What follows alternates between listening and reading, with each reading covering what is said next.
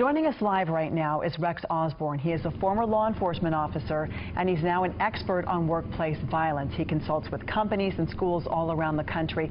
Rex, we're so happy to have you part of this conversation right now. We know so many people are looking around their own offices and their own workplaces. So let's start with what you can predict about workplace violence. Well, you know, workplace violence is one of those things that's not real predictable. It has no label. You can't say it's going to be this person or that person. You can't identify who it's going to be unless you put in place some type of threat assessment process that's through your employers and communication between employees. Yeah, that is probably the scariest part, because it is the human element, the unpredictability of it all. Are there different levels of workplace violence, and what should you look out for there? You know, last year there was over 2 million workplace violence incidents took place in the United States. I can tell you it's everything from verbal abuse, the bully in the office is workplace violence, all the way to the assaults, to something extreme as homicide. You know, really what you have to do is learn to watch out for your coworker and look for real aggressive or immediate changes. And that could happen amongst anybody. No one just snaps. It's a progressive kind of incident. You mentioned 2 million incidents, so you talk about reporting it. You don't want to make a situation worse. What specifically do you tell people to do to deal with this kind of behavior? Before the behavior happens, have a plan in place and a team, even if it's a small office, 1 or 2 people that you can share with. Develop a good communications between your coworkers and your workers. What that allows you to do is start noticing things. And then there are employee assistance programs that if you can catch it early on, you can do it. If it's somebody who's a victim internally and they're a victim of bullying and stuff, they may say they think they have no other resort.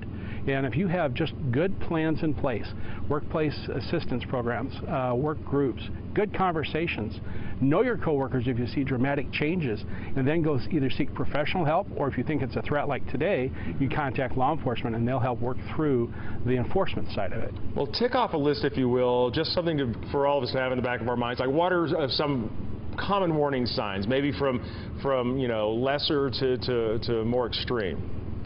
The biggest thing you're going to see is if someone's real socially active, or they're active in their community or in the workplace, and all of a sudden that changes dramatically and they're no longer active, and that's a sign that something's happened to them, and most of the time it's usually away from home.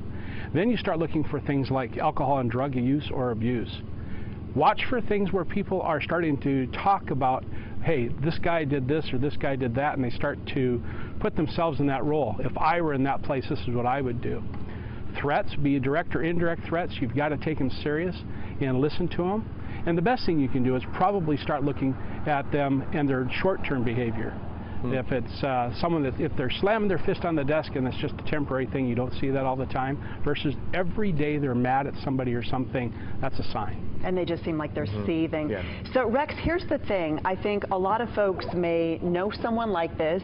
Some employers may be really aware of a problem employee, but they may be worried that if they fire that person, that could be the trigger that sets them off. We often hear it was a former employee who commits these attacks. Today, that was the case.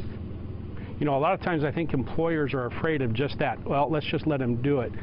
You need to have a plan before something happens. How are you going to treat, salvage the employee, or terminate the employee? You have to have very strong HR people that know how to discharge an employee, but not just throw them out. You have to be able to get them counseling, get them into other positions, but don't just push them off so if somebody else inherits the problem, then you're not curing or helping anything. And then really quickly, I mean, what about after, say, an employee is terminated and still protecting the other employees?